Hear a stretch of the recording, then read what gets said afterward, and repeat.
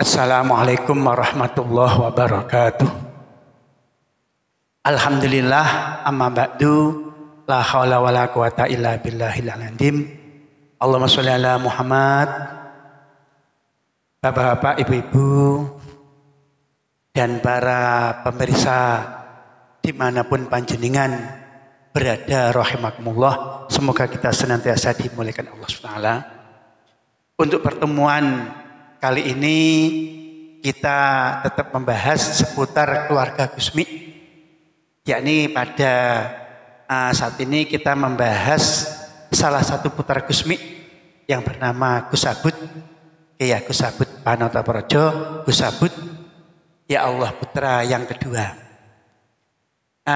Ini kasih judul Mas Aldi, kurang lebih salah satu keramatnya Gusmi, salah satu keramatnya Gus Abud atau karomahnya, apalah namanya, ataupun salah satu kelebihannya Gus Abud yang menyebabkan salah satu jamaah ini mendapat hidayah dan menjadi percaya.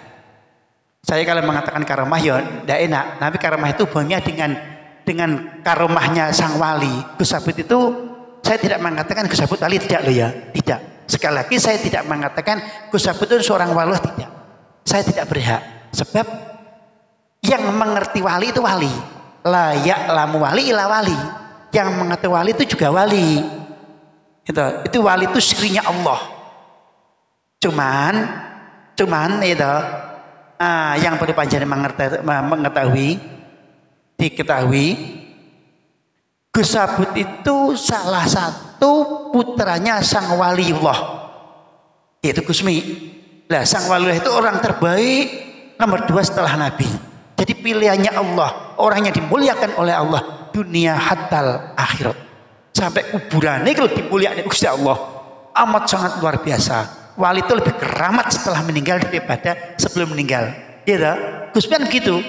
Waktu masih hidupnya dihujat-hujat, sekarang meninggal berpuluh-puluh ribu, beratus-ratus ribu jamaah atau peziarah, subhanallah, luar biasa.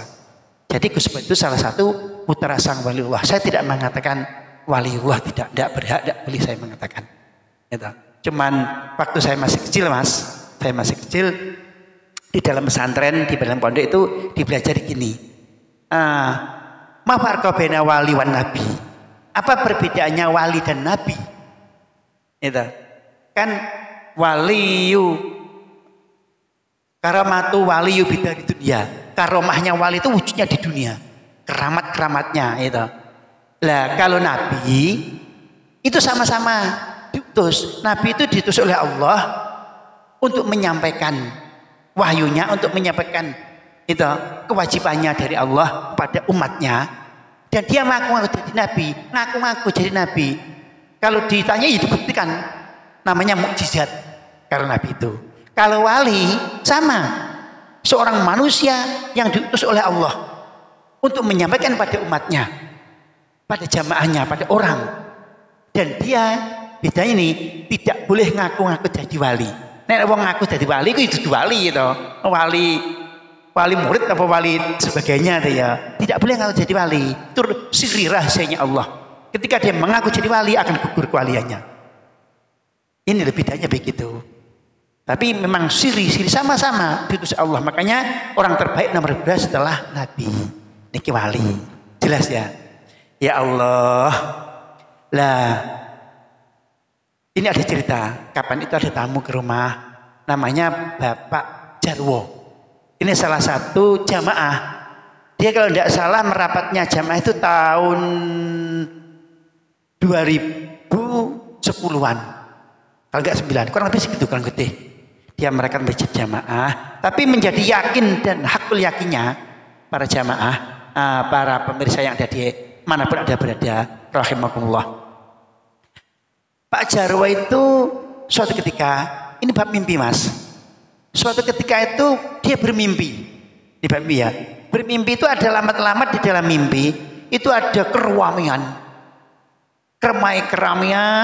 ya. Lah keramaian itu ada suatu seseorang yang agak tua, ini kan agak tua memangnya, ya perempuan memangnya, itu tiba-tiba tidak sadarkan diri di dalam mimpi itu. Baik tidak sadarkan diri, lama-lama dia itu punya kewajiban hak untuk menolongnya. Dan dia merasa dia menolong orang perempuan itu. Lah, di tengah keramaan itu ada Gus Abudnya. Gus Abud itu tersenyum, kelihatan tersenyum melihat. Tidak sama sekali melihat tersenyum, no. Tapi bingung. Lah, gitu. Mimpi itu disampaikan oleh teman-temannya. Kok aku mimpi begini, gitu. Ada keramaian, terus ada seseorang yang minta tolong dalam keadaan tidak sadarkan diri. Yes, omong-omong.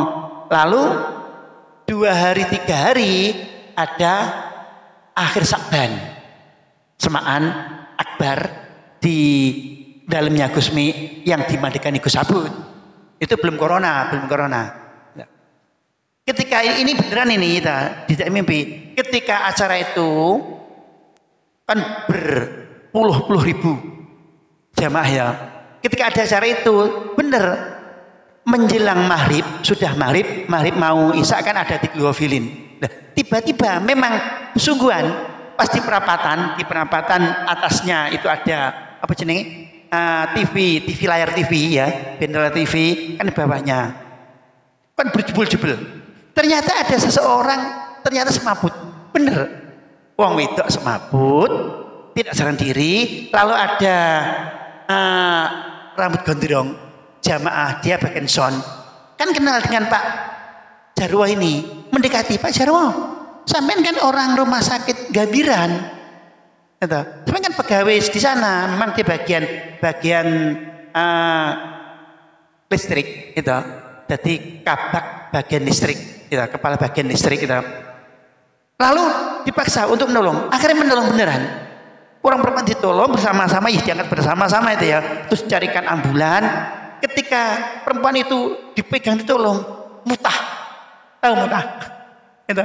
Jadi sampai itu, sampai mengeluarkan anggota badan yang namanya enggak ada sadarkan diri itu. Keluar terus bertambah semangat. Teringat dia, loh, 2 hari yang lalu saya kan mimpi seperti ini. Langsung carikan itu kendaraan ya bersama, langsung antarkan ditujukan ke rumah sakit Gambiran pada waktu itu. Gambiran masih Gambiran 1, belum ada Gambiran 2 Belanda ya. Di situ beberapa hari akhirnya